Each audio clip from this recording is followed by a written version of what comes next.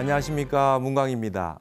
탄어 사상 한국학을 말하다 오늘 이 시간은 지난 시간에 이어서 장자를 탄어 스님이 어떻게 불교와 회통해서 설명하고 계신지 이어서 살펴보는 시간을 갖도록 하겠습니다.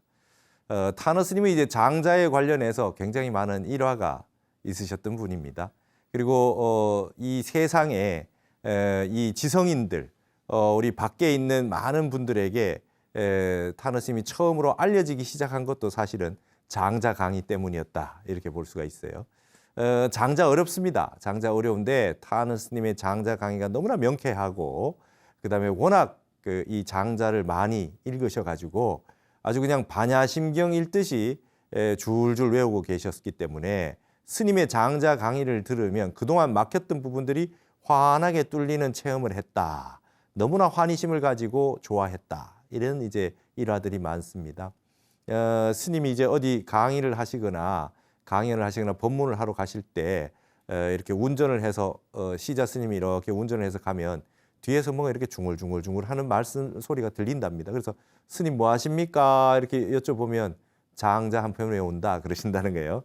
전체를 처음부터 끝까지 장자의 이 그 글자가 난자가 많습니다. 글자 어려운 글자 많은데 탄어 스님이 이런 장자라든지 뭐 주역이라든지 이런 책들을 다 외우고 계셨기 때문에 아주 어려운 한자들에 대해서 스님은 막힘이 없으셨다 그래요. 그래서 평생을 한 번도 옆에 사전을 놓고 번역을 하신 적이 없답니다.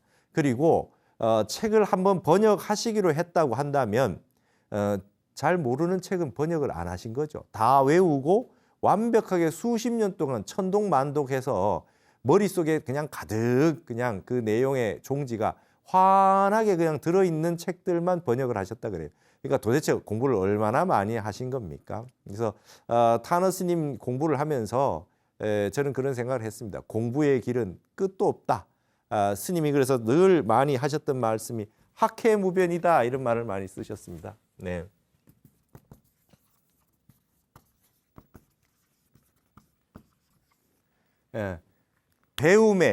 배움의 바다는 끝이 없다. 학해무변이다. 이런 말씀 많이 하셨어요. 그러니까 스님은 무엇이든지 딱 막히는 게 있으면 뚫릴 때까지 보셨고, 그게 안 되면 말이죠. 문자와 학문으로 되지 않으면 반드시 참선하셨다. 모르는 부분이 딱 생겼다 그러면 몇 날 며칠이건 참선을 해서 마음을 비워서 진공의 상태로, 선정의 상태에서 지혜가 터져서 알 수 있을 때까지 그렇게 공부를 하셨던 분이 바로 탄어 스님이셨습니다. 그러니까 교학적으로, 학문적으로도 그 스님은 최고의 경지에 도달하셨던 게 틀림없고요. 그 다음에 인간의 그 언어 문자로 해결되지 않는 이 도자리, 근본 마음자리, 근본의 진리 같은 것은 참선을 통해서 항상 그 궁극적인 종지를 해결을 하셨던 것으로 그렇게 우리가 생각을 할 수 있습니다. 이 장자도 말이죠. 이 불교가 들어오기 전에 우리 동양에 이와 같은 깊은 도의 세계가 있었다라고 하는 거. 여러분들 장자가 어렵지만 한번 장자를 공부해 보시는 게 어떻겠습니까? 저도 장자가 어려웠습니다. 노자가 훨씬 마음에 와닿았고 장자는 어려워서 늘 말이죠. 골칫거리였어요. 근데 탄어 스님의 장자 강의를 듣고 탄어 스님의 이 장자 책을 지난번에도 말씀드렸듯이 이 장자 남아경 역해, 남아진경 역해라고 하는 이 책을 통해 가지고 저는 탄어 스님이 이제 어떻게 동서 문명을 유불선 삼교를 회통하고 있는지라고 하는 것에 대해서 정확하게 이해를 하고 저도 막혔던 부분, 출가하기 이전에 장자보다 막혔던 부분들이 많이 뚫렸습니다. 그래서 장자 4~7편만 하더라도 내용이 굉장히 많습니다.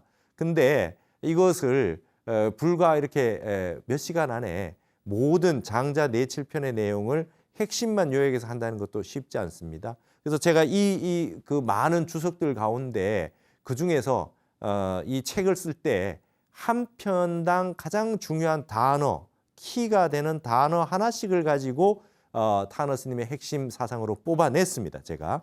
그래서 소요유에서는 말이죠. 소요유에서는 지인 무기다, 내가 없다라고 무기라고 하는 부분을 뽑았고, 재물론에서는 물화다, 이 물화가 양망하는 세계, 물화다 이 부분을 뽑았고 말이죠. 그다음에 이제 양생주, 그죠? 양생주라고 하는 우리의 그 부분에서는 말이죠. 연독이다. 중도법을 어떻게 해결할 거냐.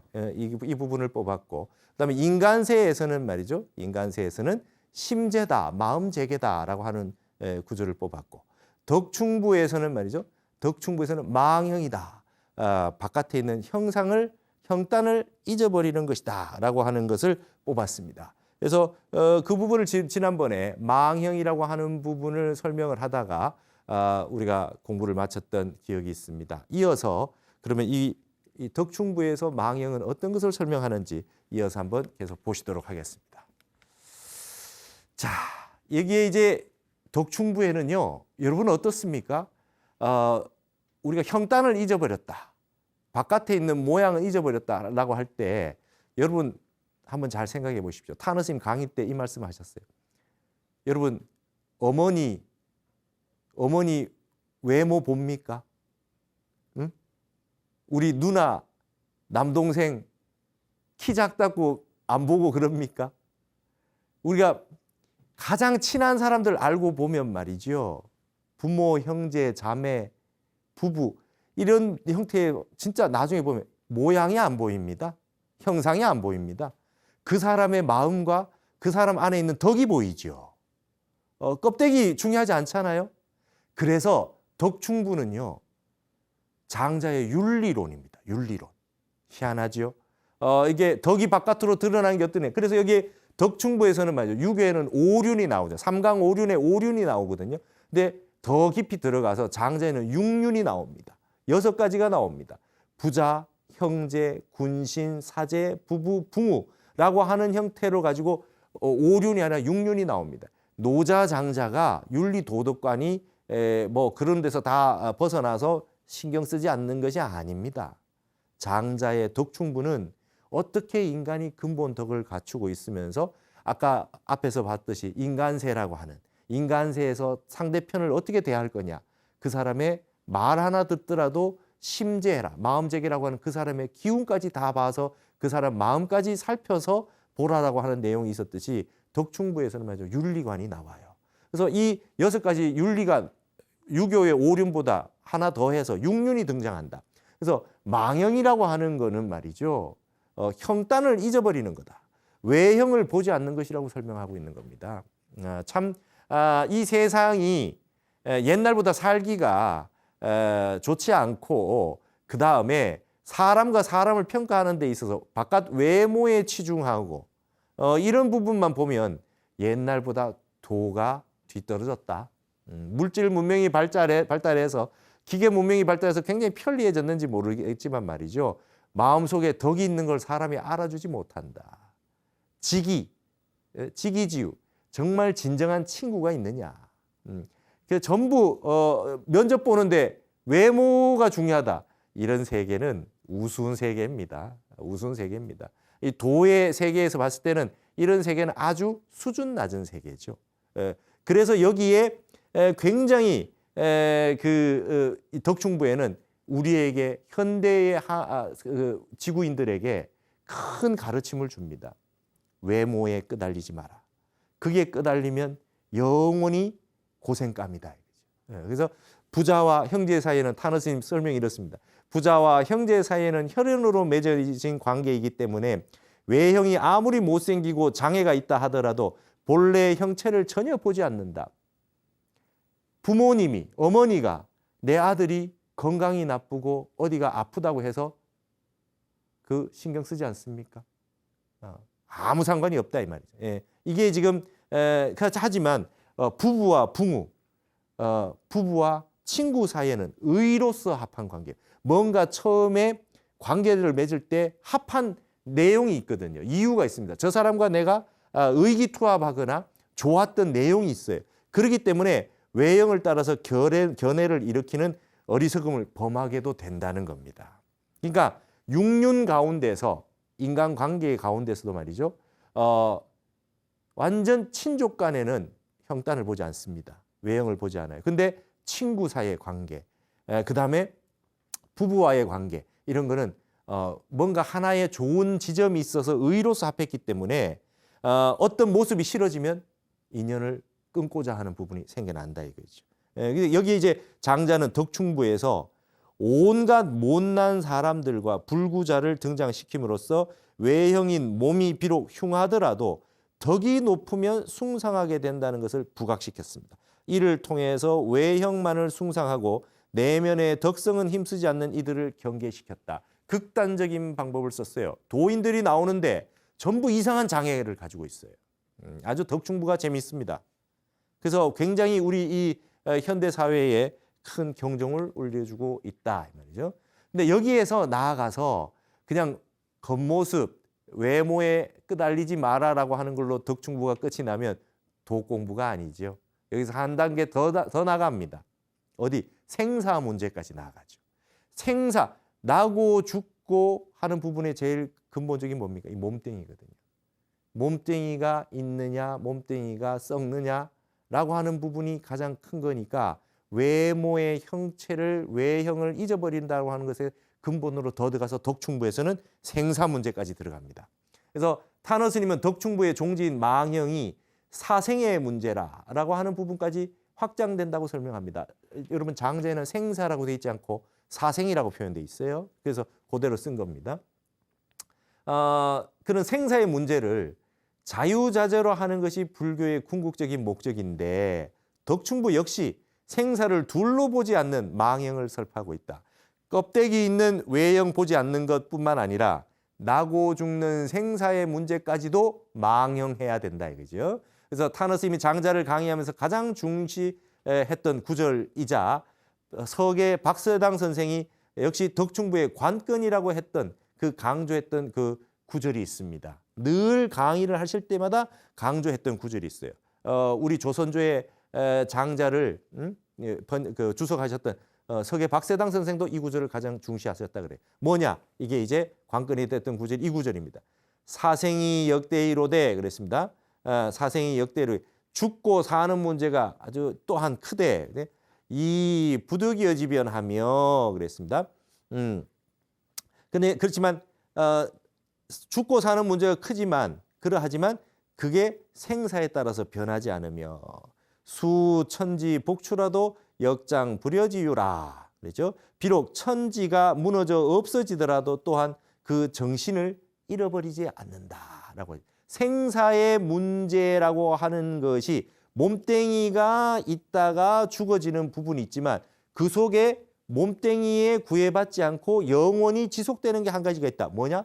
인간의 정신이라는 거죠. 그게 이제 정신을 강조하는 부분이 되는 겁니다. 그래서 마음의 생멸이 끊어지게 되면 생사의 문제에 초탈하게 된다는 것, 외형의 마음을 빼앗기는 일이 없어지면 생사에도 초연하게 된다는 거다. 이렇게 설명하고 있는 거죠. 외물에 빼앗기지 말아라.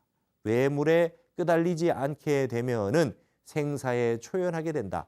불교의 핵심이 생사해탈인데 장자에서는 덕충부 망형편에서 외부에 있는 형체에 끄달리지 말아라라고 하는 부분에서 생사의 문제까지도 확장시켜서 여기에 끄달리지 않는 인간의 근본 마음을 중시하는 부분을 우리가 장자에서 읽어낼 수 있다. 타너 스님이 이렇게 해석을 해놓고 계신 것이죠. 그래서 장자도 말이죠. 타너 스님의 장자를 보게 되면 해석을 보게 되면 정말 원래 장자보다도 해석이 더 좋다고 할 수 있을 만큼 그런 느낌이 많이 듭니다. 그래서 지난번도 말씀드렸듯이 말이죠. 양주동 선생이 국보위로 양주동 선생이라는 분이 장자가 와도 타너보다 강의 잘하겠나 이렇게 얘기하고 장자가 자기가 강의했던 거 다 외우고 있겠나 이렇게 얘기했다는 거죠. 그럴 만큼 타너 스님 장자를 천동만독했다. 천동만독했고 그게 막혀가지고 출가를 했고 거기서 불교를 통해서 회통이 됐으니까 이게 얼마만큼 이제 본인이 완벽하게 깨달아서 알았으니까 뜻이 통했으니까 얼마나 좋으셨겠습니까? 그래서 어려운 불교 강의하시지 않고 장자 강의하시면서 불교의 핵심을 다 강의하신 거예요. 이게 이제 장자의 내용은 말이죠. 웅변이 있거든요. 그 다음에 우화가 많고요. 얘기가 스토리텔링이 많잖아요. 그러니까 그 비유가 많으니까 장자가 아주 그저 대단한 웅변가거든요. 아주 비유가 기가 막히지 않습니까? 그 내용들을 통해 가지고 이 불교 내용을 설명하기에 너무 좋기 때문에 타너 스님은 장자 강의를 많이 하시면서 불교로 끌어들여서 공부할 수 있게 해주셨다는 겁니다. 자, 그다음에 이제 다음 편은 대종사 편입니다. 여러분, 대종사라고 그러면 우리 불자 여러분들은 많이 아시게 될 겁니다. 우리 타너 스님도 큰 스님을 타너 대종사 이런 말 쓰잖아요. 여러분, 대종사라는 단어가 원래 장자에 나오는 겁니다. 장자의 대종사라는 말이 나와요. 대종사는 뜻이 뭐냐? 타너 스님이 이렇게 보고 있죠. 크게 종으로 삼을 수 있는 스승이다. 대종사, 크게 종주로 삼을 만한 스승이다. 그러면 우리는 보면 이걸 뭘로 생각하기 쉽습니까? 나의 스승인 어떤 사람으로 생각하기 쉽지 않습니까? 근데 장자에서는요, 대종사라는 뜻이 도자리입니다. 도입니다. 도. 크게 스승으로 삼을 수 있는 나의 스승이 뭐냐? 도가 나의 스승이라는 거예요. 근본 마음자리, 근본 자리를 대종사라고 하는 거예요. 그러니까 겉으로 드러난 것으로 의윤화해서 스승이라고 하는 사람으로 인격화한 표현인 것 같지만 알고 보면은 말이죠, 이게 그냥 도자리입니다. 그래서 타너 스님은 대종사자리다 이런 표현을 써요. 대종사자리 이렇게 표현해요. 그래서 이거를 근본 자리, 도자리, 그리고 우리 선 공부할 때 타너 스님의 선사상 했을 때 많이 나왔던 성품 성자, 성자리, 성자리다. 이 49년 살아고도 한마디 설한 바 없는 자리, 한 생각도 일어나지 않는 자리, 언어 문자로 말할 수 없는 자리, 원상 하나 그려놓고 이 화엄에서는 최청정법계라고 하는 거, 선에서는 임재 제1구라고 했던 거, 그 근본 자리, 근본 불성자리, 자성자리, 마음자리라고 하는 걸 장자에서는 뭐라 그러냐? 대종사자리라 이렇게 얘기하는 거죠. 그러니까 이게 이런 식으로 제가 지금 설명했는 방식으로 타너 스님처럼 회통해서 얘기하니까 대종사라는 뜻이 확 드러나지 않습니까? 그러지 않으면 이게 또 무엇인가 해서 한참을 보게 되는데 타너 스님이 이렇게 아주 멋지게 회통해서 설명하셨다. 이 타너 스님은 이제 이 곽상주도 많이 나요. 곽자현이라고 하는 곽상주. 곽상주에는 뭐라고 나냐면 무념이종이다라고 하는 말을 인용하면서 무심이 대종사다 이렇게 주석을 했어요. 무념이종 이런 구절들 전부 우리가 어디서 많이 본 듯한, 그죠? 육조단경 같은 데서 많이 봤죠. 무념을 종주로 삼는다, 그죠? 무심, 무념, 그죠? 무주 이런 게 우리 불교의 핵심 아닙니까? 그거를 종주로 삼는다. 그러니까 대종사라고 했을 때 그 종주라고 하는 개념, 대종사가 뭐냐? 결국 무심이 아니겠느냐? 대종사자리는 무심이 아니겠느냐? 이렇게 곽상도, 노장의 대가였던 곽상도 이렇게 주석을 달고 있지요. 그래서 타너 스님이 여기에 대해서 이런 말을 덧붙였습니다. 불이다, 둘이 아닌 세계다. 무이다, 둘이 없는 세계다. 양망이다, 두 가지를 다 잊어버린 세계다. 세상에 있는 모든 대대로 짝이 되어서 상대가 돼 있는 세계가 상대가 끊어진 세계. 둘이 아닌 세계가 바로 이게 대대가 끊어진 자리가 바로 대종사 자리다.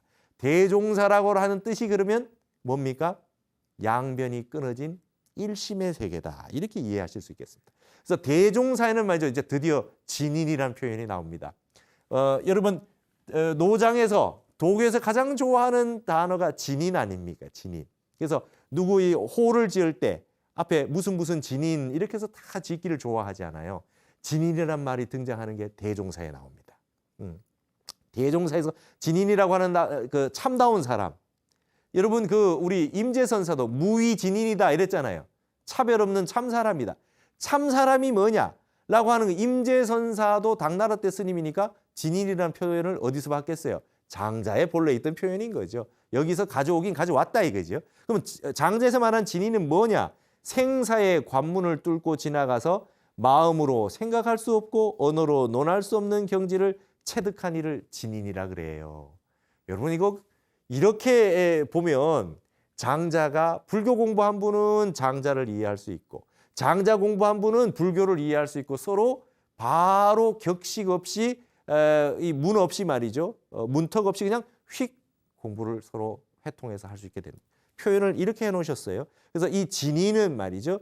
천이 곧 인이고 하늘이 곧 사람이고 인이 곧 천인 경지에 있어가지고 사람과 하는 천인이 합일된 경지에 도달해 있어가지고 하늘과 사람이 무의한 둘이 아닌 둘이 없는 그러한 진지를 갖추고 있다. 참다운 알을 갖추고 있다. 이 진지라는 말이 여기 등장합니다. 진지라고 하는 걸 갖추고 있어야 진인입니다. 참다운 앓음을 가지고 있어야 참 사람이 된다 이렇게 했습니다. 그러면 진지는 뭐냐? 진지는 뭐냐? 진지는 번뇌망상이 그대로 붙어있는 망지가 아니라 시비 분별이 끊어진 것으로 이 진지를 갖추니가 곧 진인이다. 이렇게 탄원 스님이 해설을 함으로써 무라양망의 경지에 있어서 불교와 노장학이 다를 바가 없다고 이렇게 해석을 하신 거죠. 대종사라는 말이 어떤 뜻이냐? 우리의 근본자리다. 그럼 대종사라고 하는 거는 의윤화된 건데 우리의 근본 마음자리인데 그 근본 마음자리, 언어로 문자로 생각할 수 없는 생사의 관문을 뛰어넘은 세계를 증득한 사람을 대종사라 그러고 그분을 진인이라고 한다. 참 사람이라고 한다. 그런데 진인이 갖춰야 될 조건은 뭐냐? 진지를 갖추고 있다. 참다운 지혜를 갖추고 있다. 우리가 여러분 보조국사는 뭡니까? 공적영지라 그러잖아요. 공적영지다. 아주 마음이 텅 비어가지고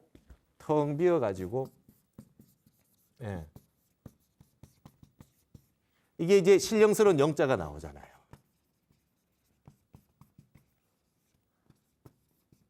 여기에 지. 마음이 텅 비어가지고 신령스러운 앓음의 형태가 나타난다. 이거를 장자에서는 뭐라 그러냐? 진지라고 그런다. 이렇게 되는 거죠. 그래서 이것이 결국은 나중에 나아가면 이게 지혜지자가 되는 거죠. 그렇죠? 예.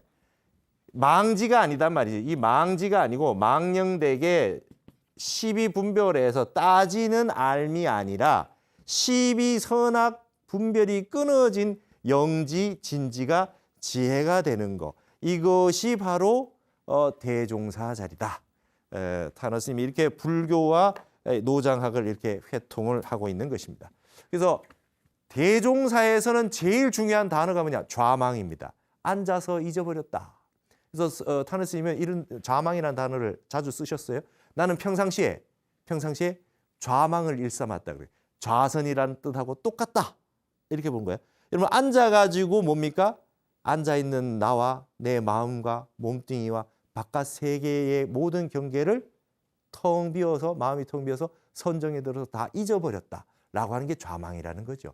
그래서 이 좌망이야말로 대종사, 우리 근본 자리로 들어가는데 진인이 되는데 핵심은 뭐냐? 좌망이다 이렇게 보신 거죠. 거저는 안 된다, 참선해야 된다 이 내용으로 보신 겁니다. 그래서 좌망이 있고 말이죠. 이 장제는 좌치가 있습니다. 이게 말달리 치자거든요. 여러분 참선한다고 앉아 있는데 명상한다고 앉아 있는데 마음이 온 천지로 뛰어다니죠. 이 표현이 좌치입니다. 말이 막 온 천지를 달리고 있는 거죠. 좌망의 반대는 좌치입니다. 온 생각, 그죠? 예. 혼침과 도고 모든 참선의 장애물은 뭡니까? 졸립거나 딴 생각 나거나. 그래서 이게 좌치입니다. 좌치. 망상이라고 하는 거 이제 좌치라고 그러죠. 그게 반대말이 좌망입니다. 그래서 이 탄원 스님의 설명이에요.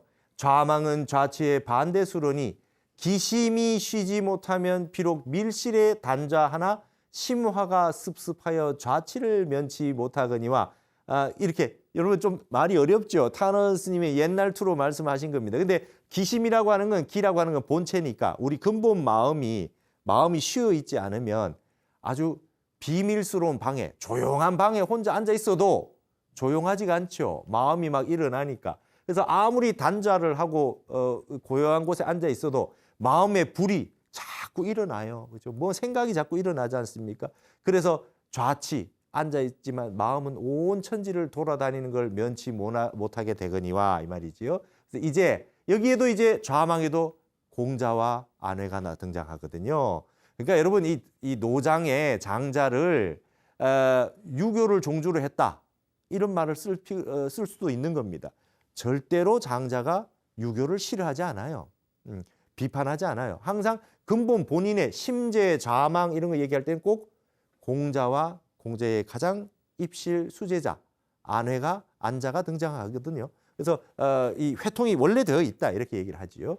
그래서 안회는 기심이 몰록 쉬어가지고 무라가 모두 공안고로 좌망이 된 것이다. 장자에 보면 그 얘기가 나옵니다. 좌망이 됐다. 그러니까 공자의 최고의 제자인 안회는 좌망이 됐다 이렇게 나오거든요. 그러니까 여러분 유교라고 하는 건 굉장히 불행한 거죠. 공자가 불행합니다. 최고의 제자 안회가 말이죠. 공자보다 먼저 세상을 뜨잖아요. 그래서 희라 천상이여 천상이라. 하늘이 나를 버리는구나. 나의 가장 최고의 제자가 스승보다 먼저 세상을 떴어요. 이게 유교의 비극입니다. 어찌 보면. 그래서 이제 정자가 새로 법을 잇고. 그러니까 여러분 그 공자의 핵심인 그 텍스트가 춘추거든요. 누가 뭐라 그래도 완벽하게 공자가 지은 것이 확실한 게 춘추입니다. 근데 춘추의 마지막이 어떻게 끝납니까? 안회가 죽고 자로가 죽고 최고의 제자인 두 사람이 스승보다 먼저 죽는 것으로 춘추는 끝이 나고 있어요. 더 이상 역사서를 안 씁니다. 공자가 더 이상. 내 제자들이 최고의 제자들이 세상을 떴다. 이러면서 이제 절필을 하게 되는 거죠. 춘추 필법이 끝이 나게 되는 부분이 그와 같은데 그 정도로 최고의 제자인 안회는 심제도 됐고 좌망도 됐다. 참선 잘했다 이거예요.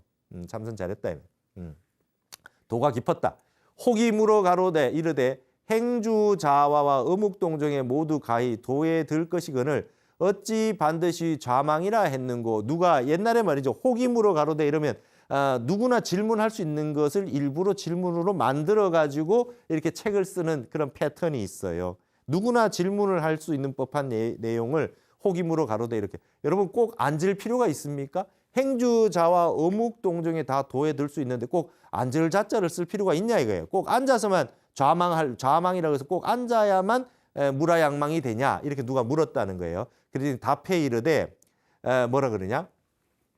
이치적으로 이와 사가 있으니까 이치적으로 말하면 도를 행하되 그 행함을 보지 못함이 좌의 뜻이 아니며 견해가 있으되 그 견해를 행치 않음이 망의 뜻이 아니겠느냐. 이치적으로 보면은 말이죠. 아무리 돌아다니고 움직여도 마음이 안 일어나고 가만히 앉아 있는 게 좌라는 뜻이 아니겠느냐. 우리가 그 6조 단계에도 그렇게 나오잖아요. 심불기왈자다. 마음이 일어나지 않는 걸 좌라 그러잖아요. 그죠? 예.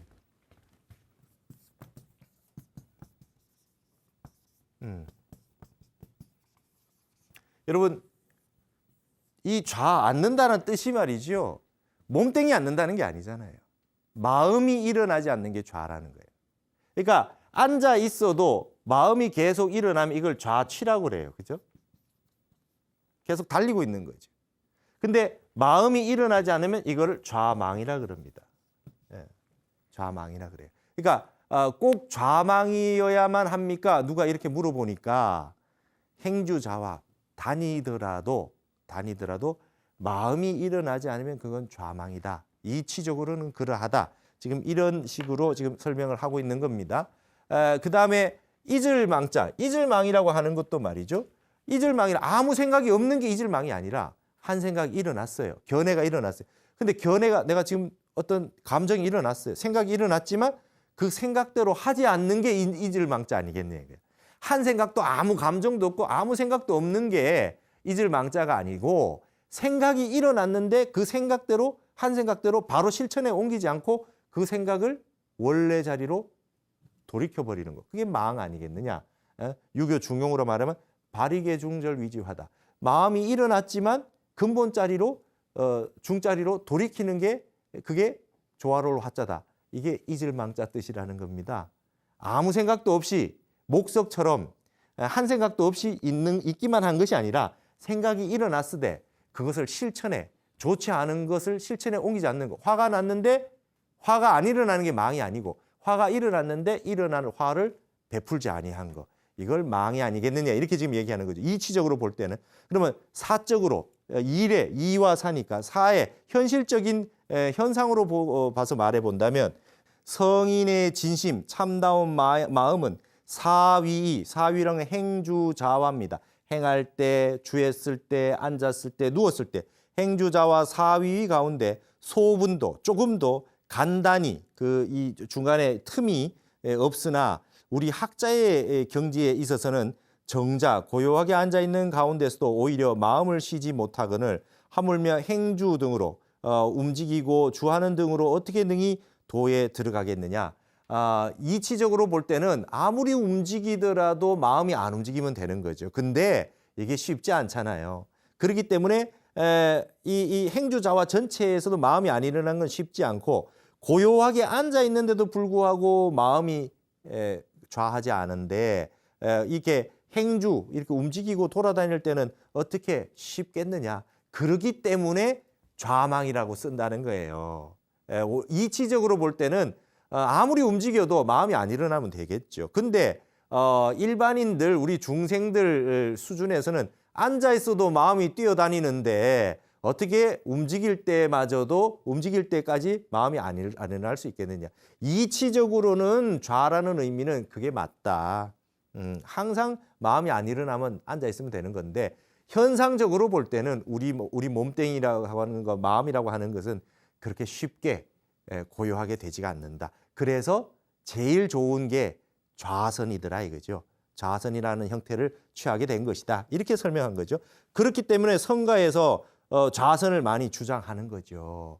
일단 앉아서라도 좀 되라. 앉아서라도 마음이 안 일어나고 나면 그 다음에 이제 다니면서도 좀 되지 않겠냐. 이렇게 이제 많이 좌선을 주장하는 거지. 선에는 행선도 있고 와선도 있고 입선도 있고 다 다양하게 모든 것이 이제 깊어지면 선이 됩니다. 하지만은 일단 처음에는 좌선을 시작하듯이 여기도 좌망이라는 용어를 그렇게 해서 쓰게 된 거다. 그래서 유마경의 불필자라고 하는 말씀도 역시 이를 의미하는 것이니 좌선 이번의 뜻이 원대하다. 여러분 유마경에 보면 사리불존자가 좌선에 대해서 얘기를 하죠. 좌선에 대해서 얘기하는데 뭡니까? 불필자라고요. 반드시 앉을 필요가 없다. 이제 유마거사가 이렇게 얘기하는 겁니다.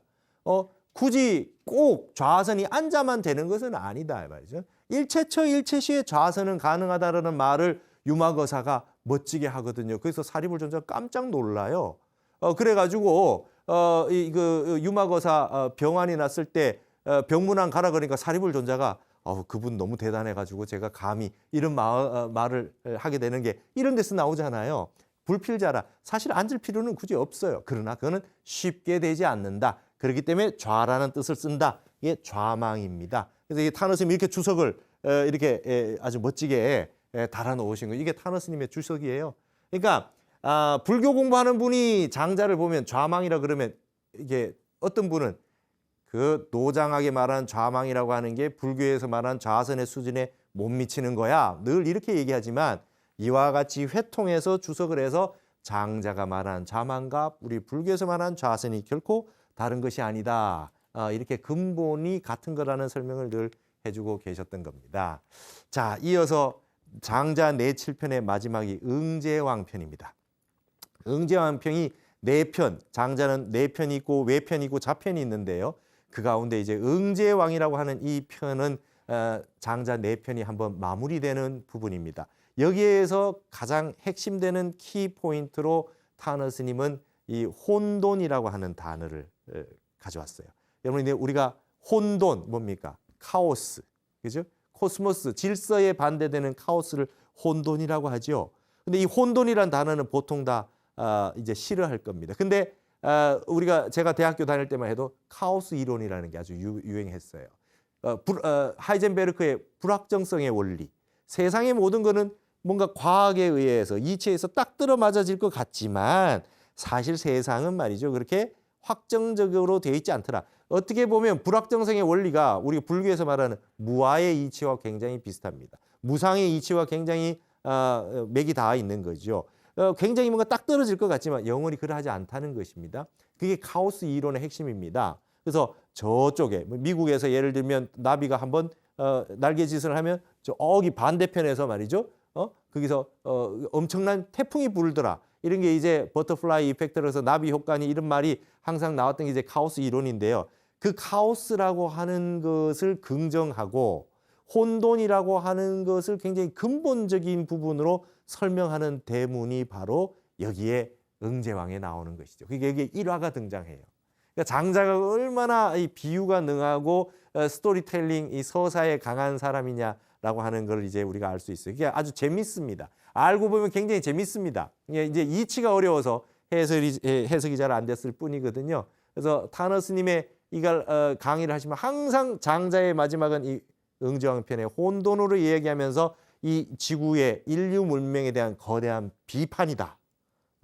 거대한 이미 수천 년 전에 이 현대 사회를 말이죠. 마치 환하게 들여다보고 있듯이 신문 사설 써놓은 것 같은 게 이게 응제왕의 혼돈 같다는 생각이 듭니다. 저는 한번 보시죠. 타너 스님 말씀이에요.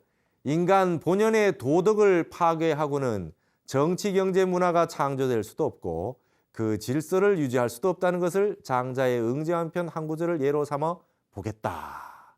인간이 말이죠. 아무리 우리가 잘 먹고 잘 살아도 근본은 윤리 도덕이라는 거예요. 그게 깨지고 나면 아무것도 될 수 없다는 게 이게 장자의 응제왕편에 나온단 말이죠.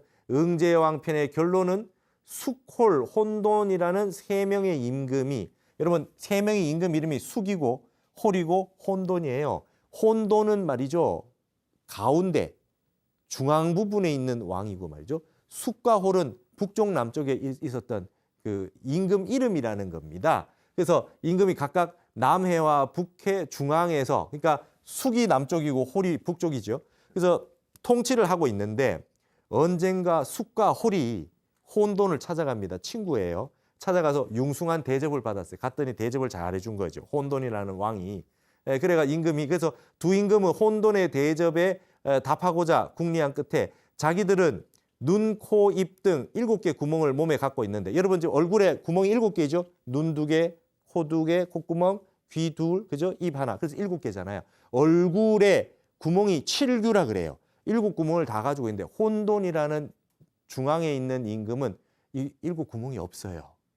그래가지고 얼마나 불편하겠느냐. 내가 대접도 우리가 많이 받았으니까 혼돈은 이 구멍이 없으니까 그에게도 구멍을 뚫어줘서 인간의 향락을 누리게 하고자 했다. 이게 중요한 겁니다. 구멍이 7개 나면서 뭡니까? 인간은 욕심이 생겼다는 거죠.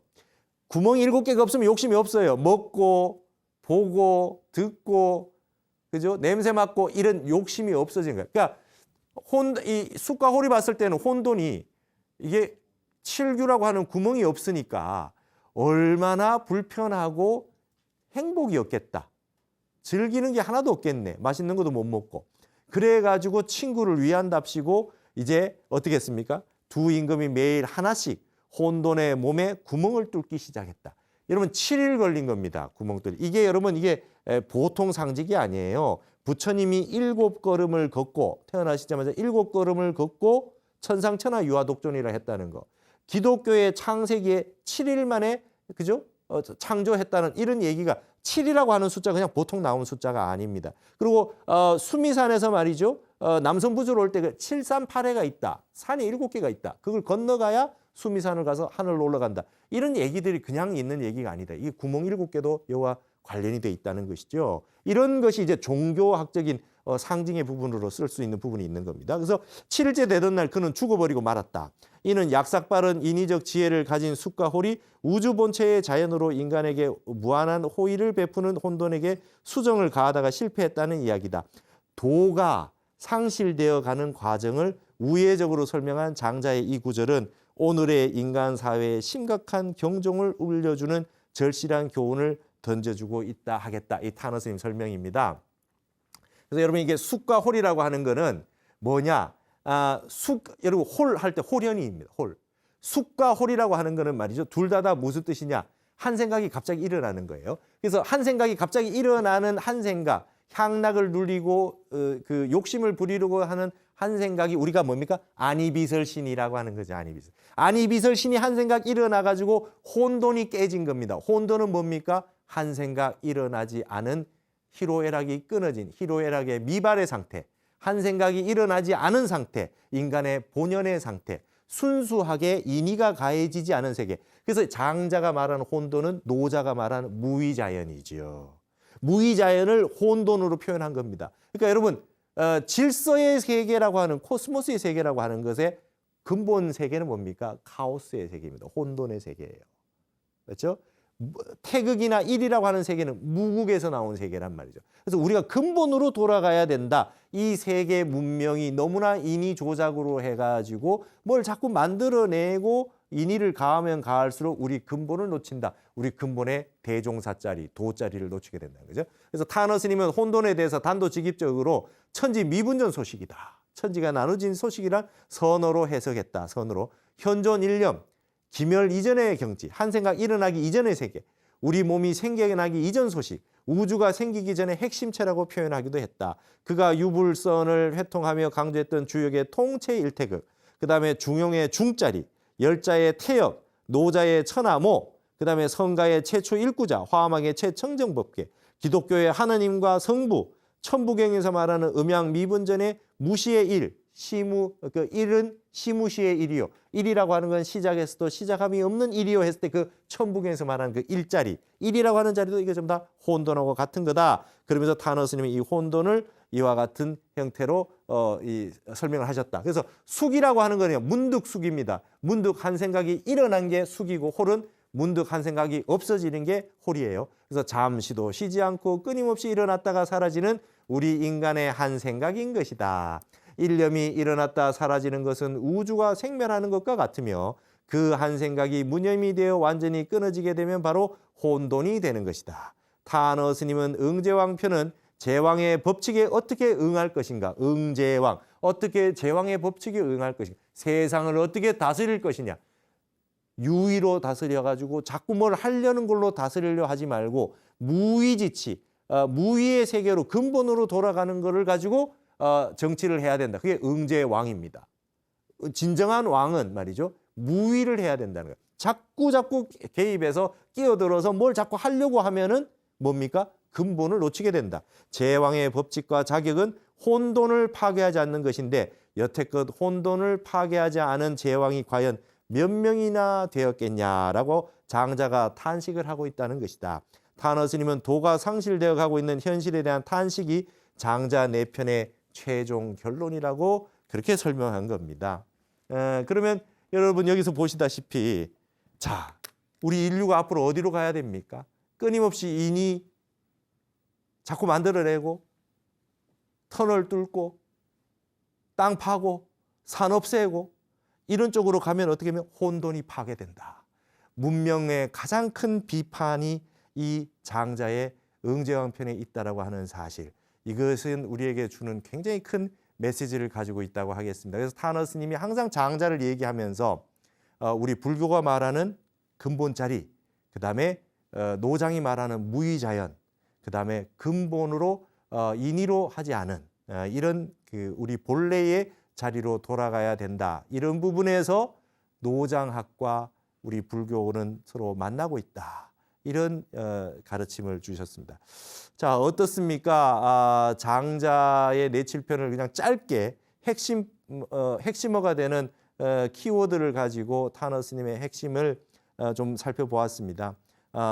이걸로 굉장히 부족하겠죠. 여러분들이 앞으로 장자를 쭉 보시면서 타너 스님처럼 우리 근본 뜻이 서로 하나로 합일되어 있다. 근본 뜻이 결코 다르지 않다라고 하는 그런 관점을 가지고 이 장자 책을 보신다면 여러분도 이 속에 이 장자 안에서 말이죠. 수행관과 인류를 보는 관점, 사회 문화를 보는 관점이라고 하는 것이 불교와 거의 다르지 않음을 이해하실 수 있게 되겠습니다.